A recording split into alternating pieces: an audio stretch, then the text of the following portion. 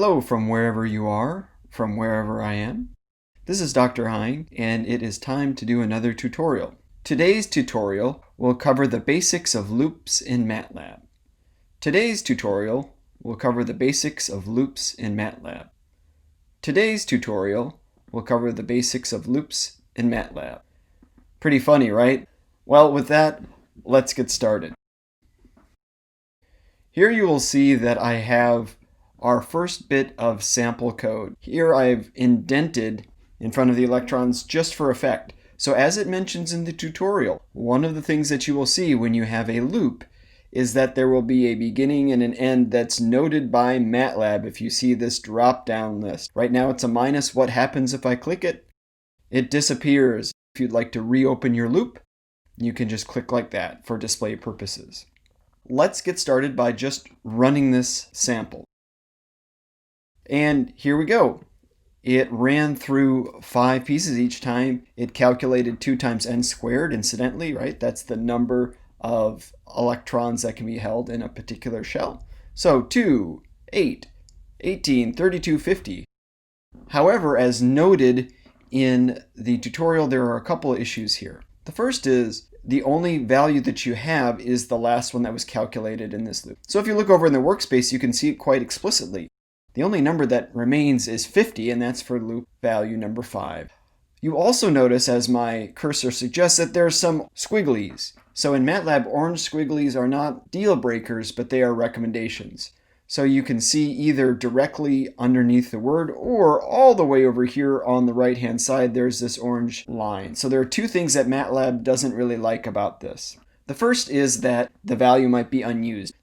The other issue that MATLAB doesn't like in general is that each time it writes the value out to our command window. That may be what you want, but that's sort of MATLAB's standard operating procedure, is that you write everything to the workspace variables, but not really to the command window. That's all right. The code still runs, but those are changes we could make. So how would we do this same sort of simple loop, but maybe address a couple of those issues, namely that we'd really like to generate a list that we could use. There are 2 changes. The first one is in the loop itself. Previously, I had a single value for electrons, and now I've changed electrons into an array. So each time the index of the loop, in this case it's going to be 1 through 5, will define a place in an array where that value is written. Also, because each time it's going to write to a different place in an array, it would prefer you to pre-allocate. MATLAB would like to know what the size of the array is going to be. So I've decided to make this an array that has 5 rows and 1 column.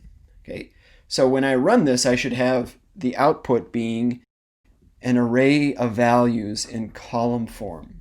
So to see that better, first I want to clear the workspace, and then I want to clear the command window. And without further ado, run this section. I address the output, so there's no output to the command window, but the code has run. You can see, for example, that this double arrow is present. There's no busy that you would see down the left-hand side, and the triangle run button is sort of back to normal. So you know that the code is run, or the script has run. We can look at the values now in the workspace. Here, because it's a small array, you can see all the values directly. And here you can see the final value of n. So let's do this. If you want to expand on the details of any particular workspace variable, double-click it, and now you can see it a little bit more helpfully, perhaps, is that we have our array of 5 values in column format. The nice thing about this type of examination is that, especially for small things, if you're trying to use this in conjunction with a spreadsheet program like Excel, now this is rather easy to copy and paste into a spreadsheet if you're going to use it for some other sort of simple type of application. Let's return to our code. I said, by the way, that I had decided to make this a column array.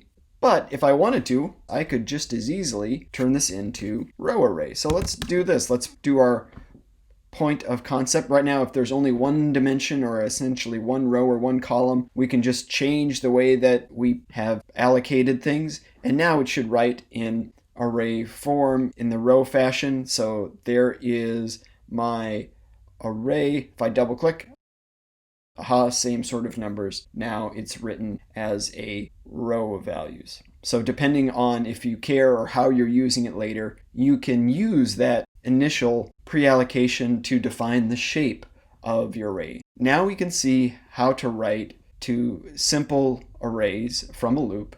Once more, we go through our index. Our index goes from a particular range of values and it repeats that number of times. And if we want to save all those values in some fashion, an array is usually the way that we're going to do that. Finally, there are times when we have more complicated things that we'd like to do, or we're taking data that's already a set of values and doing some sort of loop or repetitive manipulation to it. And that's what we have in our last example.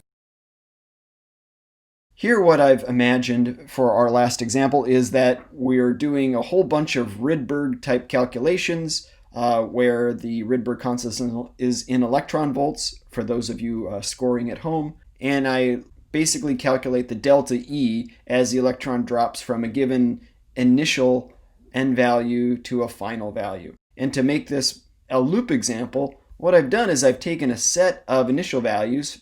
Once more, this is a linspace command, so this is n initial values from 4 to 8.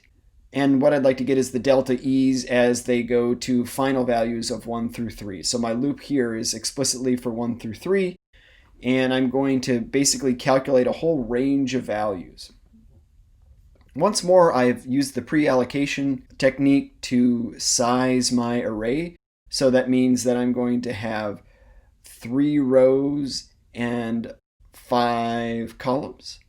And each of those rows is going to correspond to a particular n final value. So here I've named my index n final just so I can keep it straight. That does not need to be the name.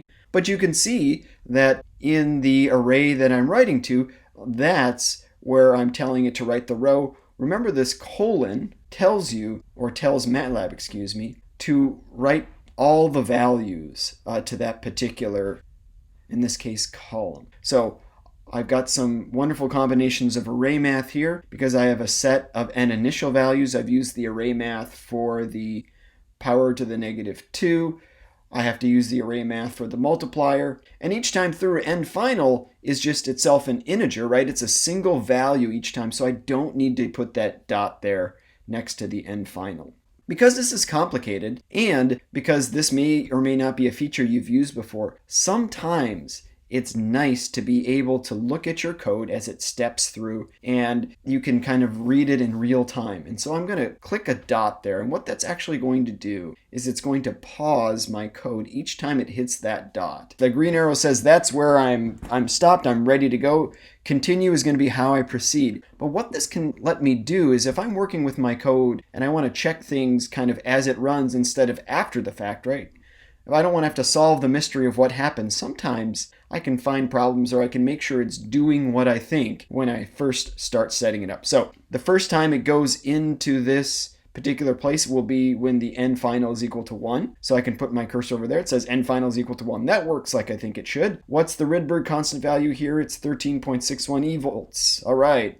That means that n initial, it says I'm taking those values of n initial, 4, 5, 6, 7, and 8. So I'm going to calculate the delta E as the electron drops from level 4 to level 1, from level 5 to level 1, from level 6 to level 1, and so forth. So that's the first time through. If I hit continue, it'll go, bounce down to n, start back up to the 4, and then pause at 45 again. And now what's happened, I can see that my delta E, which is where I'm writing the energies, the first row has been written. So the answers to that first set of calculations has taken place. The loop has gone through one time, and now it's ready to go through another time. And if I put the cursor over n final, I can see that I'm on the second step through. So you don't need to use this, but I find this useful, especially when I'm doing a lot of things at once to try to track down some errors. So I will go ahead and continue, let the thing run, and now we should be done.